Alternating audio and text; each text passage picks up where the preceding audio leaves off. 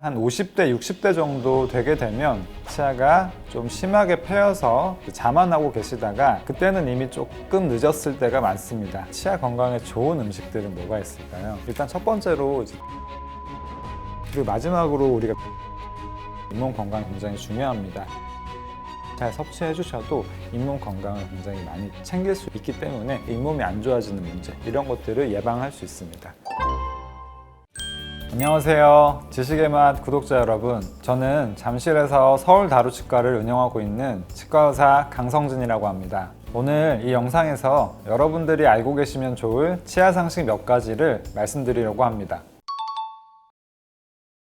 치아 건강에 의외로 안 좋은 음식들은 첫 번째로 강한 힘을 가할 수 있는 음식에는 뭐가 있을까요? 가장 대표적인 게 아무래도 이제 게장 같은 갑각류 음식인데요. 그래서 게, 다리를 그냥 아그작아그작 씹어 먹죠. 사실은 그 힘이 굉장히 큽니다. 치아가 버틸 수 있는 힘 이상으로 충격이 가해지기 때문에 실제로 치과에 오시는 분들 많습니다. 비슷한 음식으로는 이제 오돌뼈도 있을 거고 그런 단단한 오돌뼈, 게장 이런 거는 좀 피하시는 게 아무래도 좋습니다. 두 번째는 이제 치아에 강한 산도를 유발하는 음식인데요. 콜라 같은 탄산음료 많이 생각하시는데 사실 탄산보다도 치아에 더 안 좋을 수 있는 음료가 있습니다. 바로 오렌지 주스 같은 과일 주스고요. 더 심한 산도를 유발할 수 있는 음식이 뭐냐면 바로 에너지 드링크입니다. 그런 음료들도 굉장히 높은 산도를 유발할 수 있는데 오히려 탄산보다도 더 심하게 산도가 높다고 합니다. 산도가 왜 치아에 안 좋냐면요. 충치가 왜 생기냐면 단 음식을 먹었을 때 그 단 음식들을 세균들이 대사를 하게 됩니다. 그럼 그 대사산물로 젖산이라고 하는 산 성분이 유발을 하게 되는데 이 산이 이 치아를 녹이는 겁니다. 만약에 이 음식을 꼭 드셔야겠다라고 하신다면 이 두 가지를 좀 기억을 하셔야 되는데요. 첫 번째로 드시고 난 다음에 바로 물로 헹궈 주셔야 됩니다. 그리고 두 번째로는 이렇게 드시고 난 다음에는 바로 양치질을 해주시는 게 좋은데 30분 정도 있다가 하셔야 됩니다. 이 타액 성분이 충분히 이 산성 성분을 중화시켜서 입안의 산도를 낮춘 다음에 양치를 하셔야지만 안전하고요. 이게 산성이 많이 존재하고 있을 때 그때 칫솔질을 하시면 그 기계적 자극 때문에 오히려 치아가 더 많이 마모가 될 수 있습니다. 그리고 이 세 번째는 은근히 또 모르시는 것 중에 하나입니다. 뜨거운 음식과 차가운 음식을 번갈아서 드시는 경우입니다. 우리가 일식집에 갔을 때 냉모밀도 먹고 싶고 우동도 먹고 싶으니까 두 명이 가면 이제 하나씩 시켜서 번갈아서 드실 수가 있잖아요. 치아에는 굉장히 또 안 좋은 습관이 될 수 있습니다. 왜냐면은 이 치아라는 것도 단단해 보이지만 뜨거운 온도에서는 팽창하고 차가운 온도에서는 수축한 성질이 있거든요. 그런 과정에서 치아에 또 보이지 않는 균열을 유발을 할 수가 있어서 치아를 약하게 만드는 원인이 될 수 있습니다. 그 반대로 이제 치아 건강에 좋은 음식들은 뭐가 있을까요? 일단 첫 번째로 이제 치아 자체는 칼슘이라는 성분이 가장 주요 성분이기 때문에 칼슘 섭취를 하는 것이 도움이 될 수는 있습니다. 치아 주변을 감싸고 있는 이 뼈도 굉장히 이 치아 건강에 중요한 역할을 하기 때문에 이 뼈 건강을 위해서도 칼슘 섭취를 충분히 하는 것은 도움이 됩니다. 또 하나는 이게 칼슘만으로 이제 우리 몸에 칼슘이 충분히 흡수가 되지는 않거든요. 우리 몸이 잘 흡수할 수 있게 도와주는 영양분이 바로 이제 비타민 D입니다. 현대인들이 대부분 이제 실내에서 생활을 하다 보니까 이 비타민 D가 부족해요. 햇빛을 받아서 보통 이제 합성을 하게 되거든요. 저도 그래서 항상 그 영양제를 통해서 비타민 D 섭취를 좀 신경 쓰고 있습니다. 그리고 마지막으로 우리가 비타민 C도 우리 잇몸 건강에 굉장히 중요합니다. 이 잇몸, 뼈뿐만 아니라 그 주변의 잇몸 조직을 이루는 가장 핵심 성분인 콜라겐의 가장 주요한 재료거든요. 옛날에 선원들이 배를 타고 나갔을 때 가장 섭취하기가 어려웠던 영양소 중에 하나가 이 비타민 C였는데요. 선원들이 많이 걸렸던 병 중에 하나가 바로 그 괴혈병이라고 하는 잇몸에서 피가 많이 나는 그런 질환이었습니다.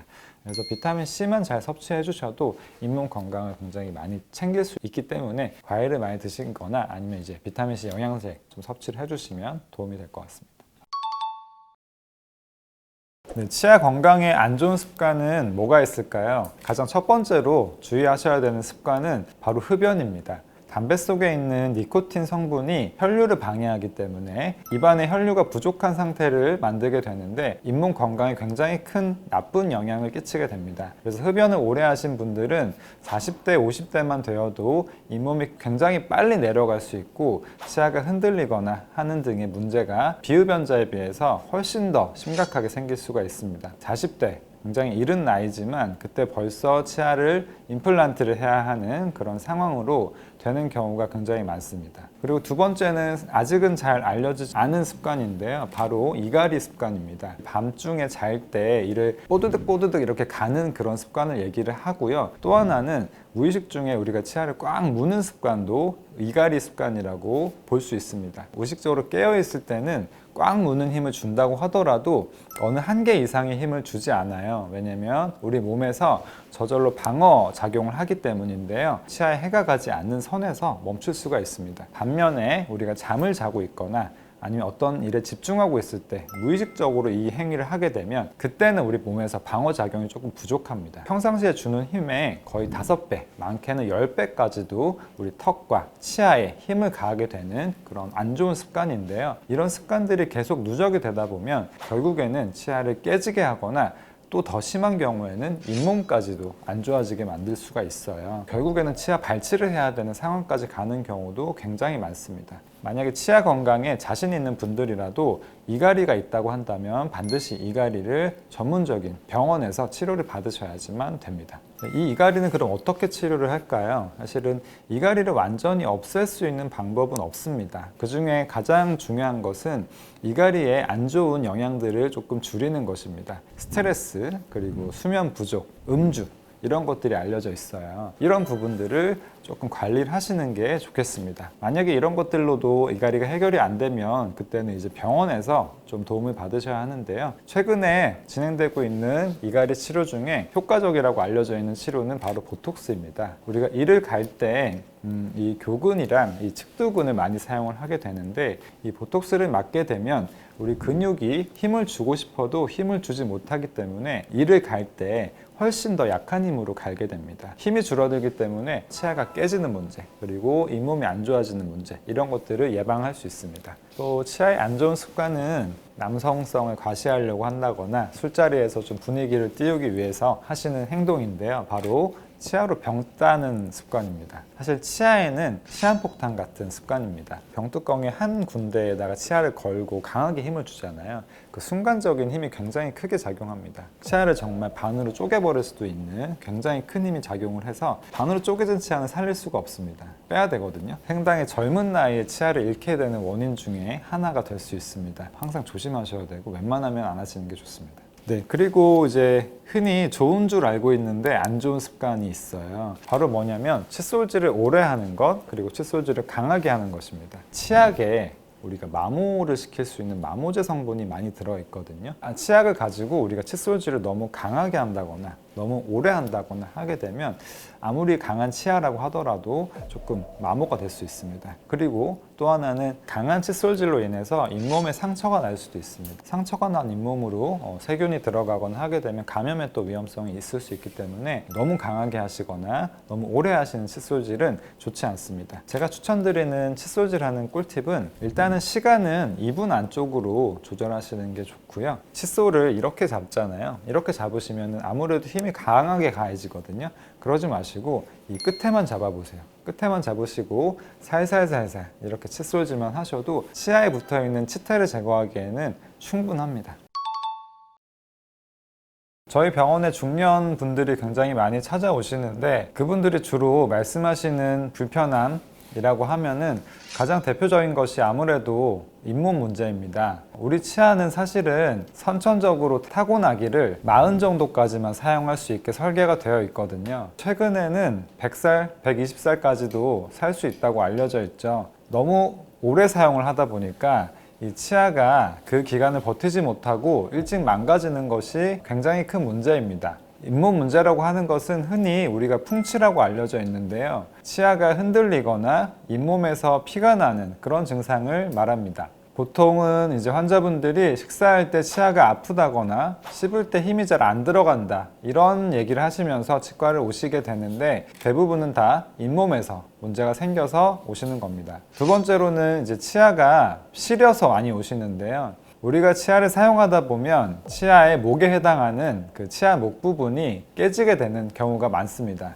우리가 양치질을 세게 한다거나 아니면 치아를 꽉 무는 흔히 이갈이나 이를 꽉 무시는 습관 때문에 치아가 깨지는 경우가 많습니다. 이것들이 시간이 지나면서 점점 누적되다 보니까 치아가 좀 심하게 패여서 시림 증상 때문에 오시는 경우가 많습니다. 그리고 우리가 한 50대, 60대 정도 되게 되면 서서히 치아가 하나둘 빠지게 되는데, 치아가 빠지고 나면 그 자리를 대체할 수 있는 치료는 바로 임플란트죠. 사실 임플란트를 하실 때 가장 걱정하시는 것들이 비용입니다. 특히나 60대를 넘어서 우리가 은퇴를 하게 되잖아요. 소득이 조금 적어지기 때문에 치과 비용을 감당하기 좀 어려워하시는 경우가 많습니다. 이 나이에도 우리가 아름다워지고 싶은 욕망은 계속 되는데요. 치아 교정이라든지 라미네이트 같은 심미 보철 치료도 많은 분들이 원하십니다. 이 나이에 내가 교정이 돼? 라고 물어보시는 분들이 많은데, 교정 절대로 가능합니다. 80대까지도 교정을 하시는 경우가 적지 않으세요. 우리가 젊을 때는 사실은 건강하기 때문에 식습관이나 뭐 이런 생활 습관들이 조금 안 좋아도 치아에 별로 티가 나지가 않는 경우가 많습니다. 자만하고 계시다가 40대가 넘어가면 그때부터 조금씩 문제가 생기고 뒤늦게 치과에 오시게 되는데, 그때는 이미 조금 늦었을 때가 많습니다. 흔히 치아가 빠지는 연령이 언제인지 궁금해하시는 분들이 계시는데, 빠른 분들은 40대부터 치아가 정말 여러 개가 한 번에 빠질 수도 있습니다. 또 치과 의사한테 이런 얘기를 하는 것도 또 부끄럽다고 생각하시는 분들이 계세요. 그런 분들이 이제 임플란트 치료나 이제 크라운 같은 보철 치료를 이용해서 조금 다시 예전처럼 건강한 치아 상태로 되돌아가는 분들이 굉장히 많습니다.